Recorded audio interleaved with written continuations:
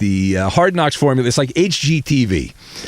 You watch an episode of any of those shows on HGTV, and you know how it's going to go. And Hard Knocks is the NFL films people have mastered it. So the latest episode of Hard Knocks, they did a Sopranos spoof where they showed Robert Saleh driving on the Jersey Turnpike going into the stadium there to get ready for the season, or for exhibition game. So they had that, and the one thing that we do love about Hard Knocks, I love it, the mic'd up players behind the scenes.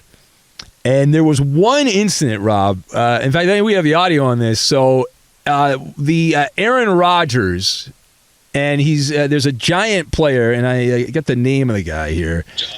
Jihad Ward. And so Jihad Ward and Aaron Rodgers, Rodgers, he only played a few plays in the exhibition game. So Ward comes in, there's a little contact, and then, you'll hear what happened. Take a listen. Bro, that? Show some respect, bro. Come on, what the is that? 5 damn steps? I don't even know who you are, bro. I don't know who you are. You don't? I never heard of you. Drops back, lobs one, front left pylon. It is caught. Garrett Wilson. It's a Jet touchdown. Poke the bear, bro. I ain't doing that, bro. I'm not gonna hurt you. Then I gave him the line that's uncome back with a bull. I said, I don't even know who you are. And he said, I don't know who you are. I said, bull. Yeah. So this is the great thing. Now, Rob, I don't know a lot of famous people. You know more famous people than me. Is that right? Who said that? No, you know famous people, Rob. Okay. But here's the thing. That is the ultimate KO. If you go up to somebody who's famous, like, I don't know who you are, that annoys famous people more than anything. They go nuts. They go ballistic. And so it was good audio. Also, we have Aaron Rodgers very upset.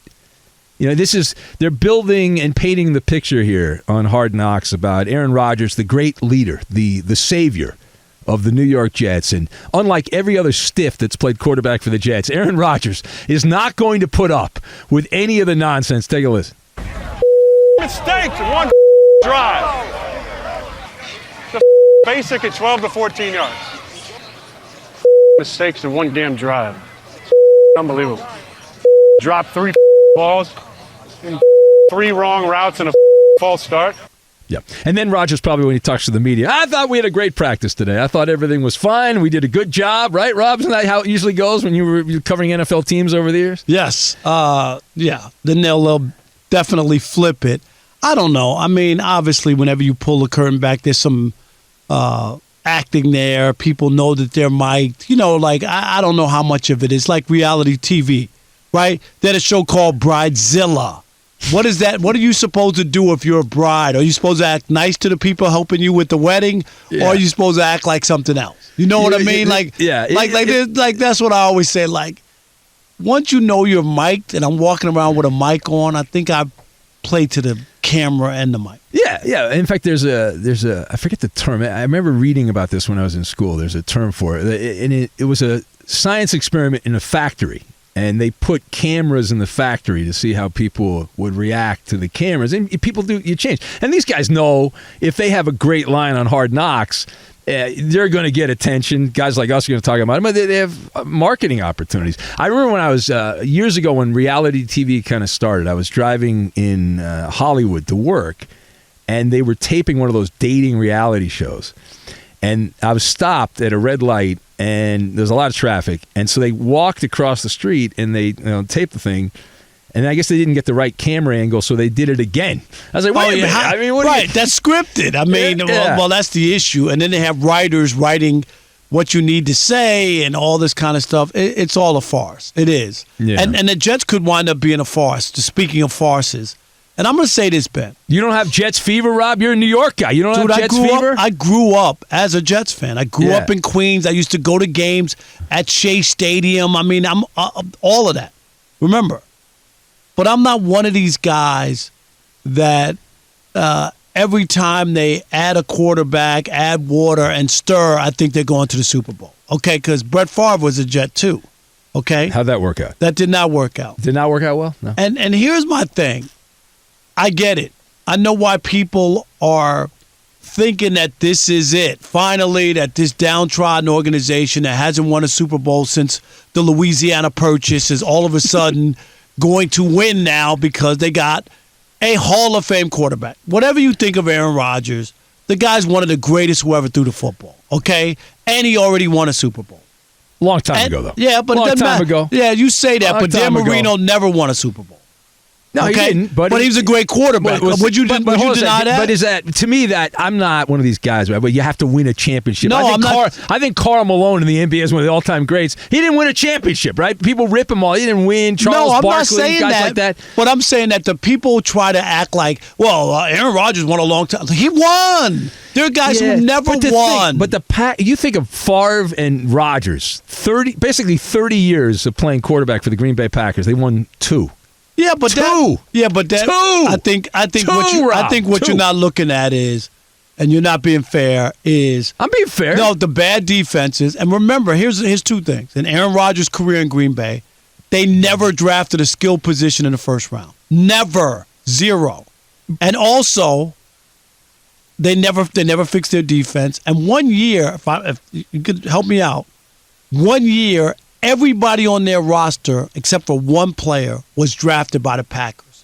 So it was, I think if they had a real owner, that things would have been different. But because they're run by, like this board and nobody really owns the Packers, I think that has hurt the organization, to be honest, in getting the parts and the pieces that they need. But anyway. But they have the ultimate, though, in Green Bay. They're like, hey, we're in Green Bay. Who wants to come to Green Bay? That's what that's their argument. But they did get Reggie White as a free agent to come to Green Bay. Well, that's because God told him to do that. Okay, if God had told him to go to Cincinnati, he would have gone to Cincinnati. Okay. But he did go to Green Bay. So they need interference from a higher power to get people to go to Green Bay. Either that or to produce Hebrew national hot dogs. Well, that would be.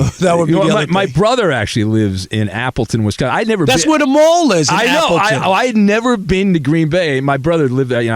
I tried to avoid going there, but I did. I loved it. I thought it was great, but it is so. When did you go? You talking about you loved Appleton? I did. I went in February. I didn't go in February, December. I'm not stupid. That's an awful place. No, are you kidding? But I love the whole explanation that Green Bay is so small. And I went to Lambeau Field, and there's no game there. I went to Lambeau. The biggest thing at Lambeau Field is the team store.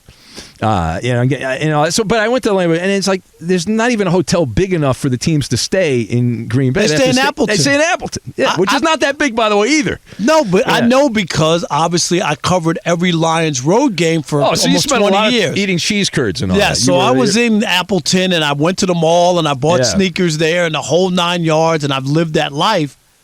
But there's nothing there. I mean, let's just be honest. You saw that. You got people park their cars in people's driveways across the street from Lambeau Field game day. You can go to Culver's, though, and get some good fast food. Okay. Is that it? All right. Yeah, but here's my point on the New York Jetropolitan. I get it. They won 7 games. They didn't make the playoffs, but they won 7 games. They didn't have a quarterback a year ago, right? So you say, okay, they have a pretty darn good defense. They got young players, some young studs, right? Running back, wide receiver. I get it. You start to look at the roster and go, they got a good roster. You add a Hall of Fame quarterback and add water, stir, and you go, they're going to the Super Bowl, or this is all set up. But we saw this very same scenario with the New York Mets this past year, who won what? 101 games last year, Ben Maller, and guess what? They went out and got Justin Verlander, the American League Cy Young Award winner, comeback player of the year.